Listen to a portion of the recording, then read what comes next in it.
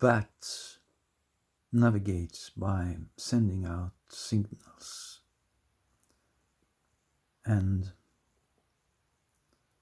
the echo of the signal is, so to speak, entering the eyes of the bat, so the bat can see. Spiritual people understand that as long as we have this material body, we have eyes and ears and a tongue for speaking. In the spirit world, there is no distinction between speaking, hearing, and seeing. And some composers claim that they can see the music, and I know that if you go through mentally challenging periods with distortion of your electric and chemical makeup, you can sometimes enter states of mind where you can see things that normally people don't see.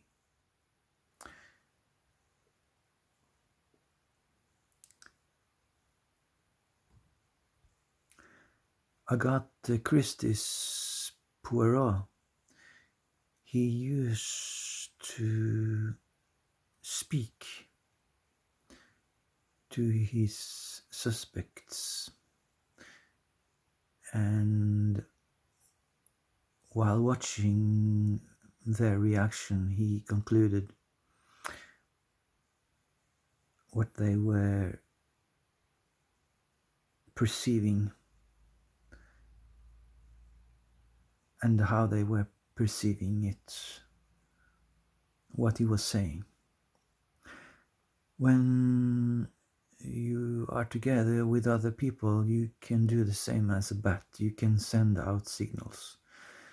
You can speak, you can express yourself, you can tell stories, and you can tell by the way people are responding to you or they are perceiving you. You can, if you are sensitive and smart and clever and wise, you can learn a lot about those people. This is a technique that I have been using for many years, not because I've been experimenting with people, but because I found it difficult to find what to question, what questions to give to people to get to know them. You never know what is really hiding behind a facade or a face. People give you an act. They are trained in acting in such a way that they give you the impression of who they are, and the impression that they are giving you is controlled by them. They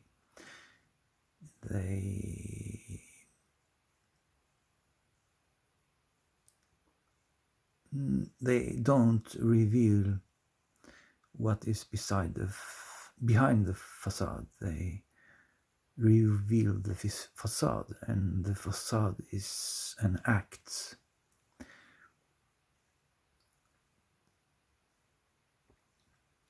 A reaction is not so much a facade.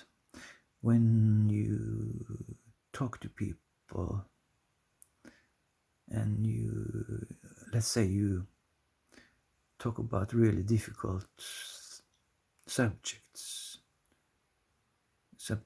that touch people deeply, or subjects that they are having a difficulty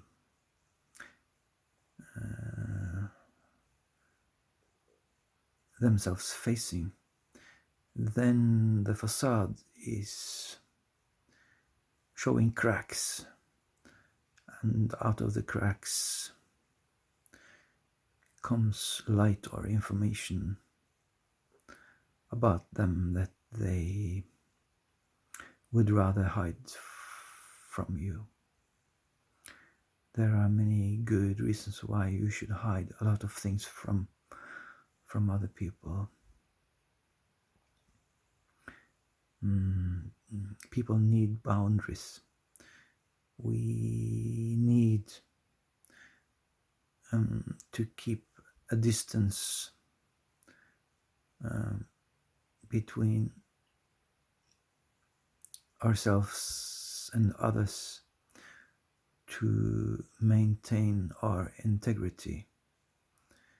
And integrity is a strange word, because to integrate is to be part of, but to have integrity means to stand apart from, like grace. Grace is something that you have to be lifted up and divided away from the chemistry of other people. There are drugs you can take that is breaking down your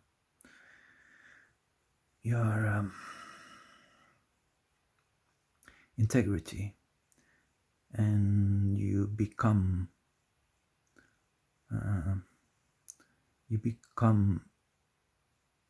your chemistry becomes entangled with the chemistry of the other people in the room. This is also what happens when you grow up in a family. You don't know it, but you share the same chemistry, and the chemistry and the electricity of your nervous system and your body and mind is what is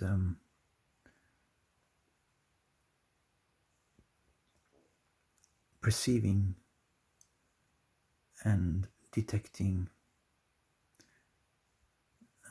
the outside world. So you share the same tool as the rest of your family, because you picked up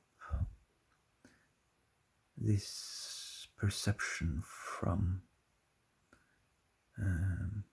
your family.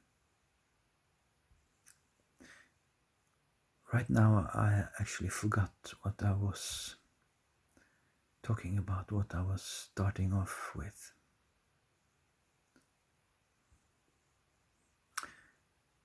When you can't remember what you were talking about, you start fiddling around in your memory bank. And memory means is usually past. And past is not past. What seems to be your past is your interpretation of the past, not the past. But there is one type of memory that is not the past or an interpretation of the past. There is one memory that is the present. If you think about God, then you remember the present. And in the present, there is just the present. It has nothing to do with the body. It's a mind thing, and it's the spirit mind.